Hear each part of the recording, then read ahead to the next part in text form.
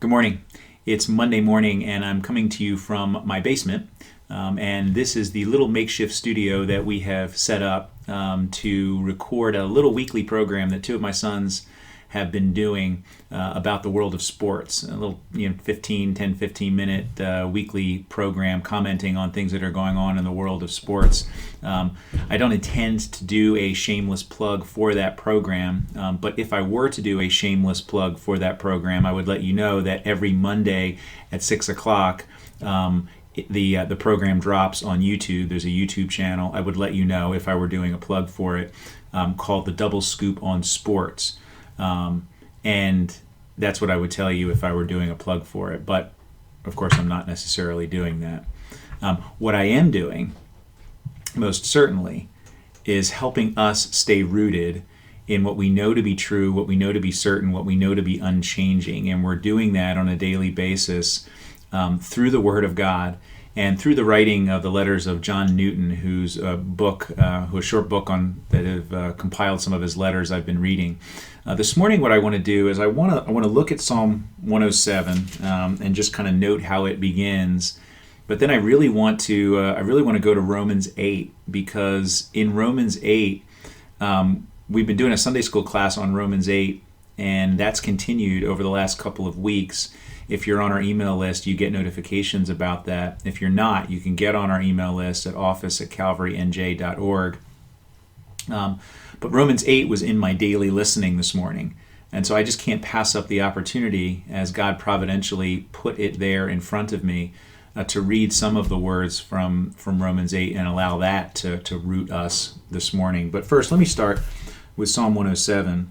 It says, "Oh, give thanks to the Lord, for he is good, for his steadfast love endures forever.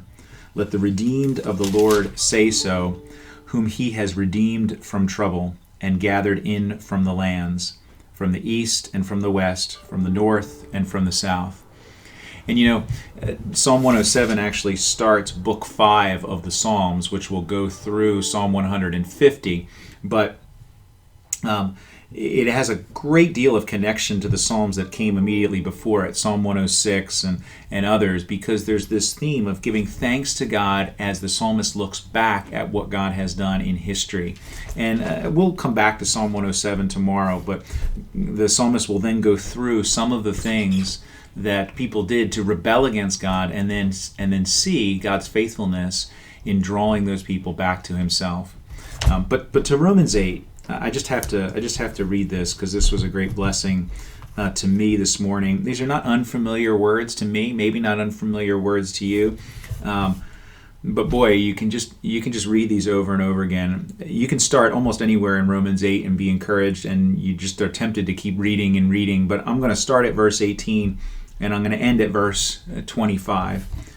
The Apostle Paul writes, "For I consider that the sufferings of this present time are not worth comparing with the glory that is to be revealed to us.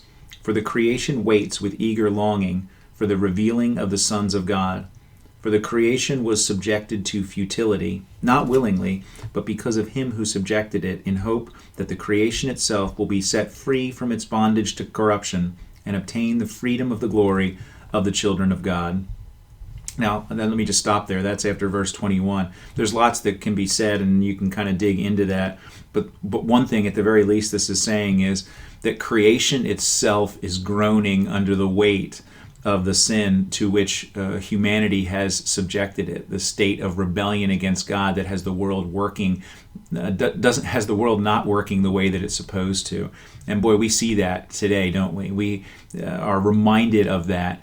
In a global pandemic, that the creation itself rebels against God as a result of what we have done in subjecting creation to the curse.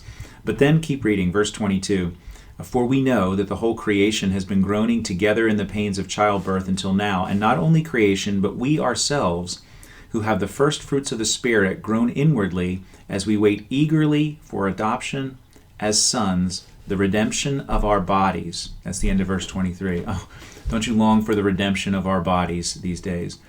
"For in this hope we were saved. Now hope that is seen is not hope. It wouldn't be hope if you could see it. For who hopes for what he sees, Paul says. But if we hope for what we do not see, we wait for it with patience. Now this gets back to this theme and this idea of waiting on God that I was exploring in our sermon yesterday in Habakkuk chapter 2 verse 1. We wait eagerly for the Lord to answer us, but we don't wait without the hope that comes from the promises that he's made and the things that he's already done in history that roots that hope.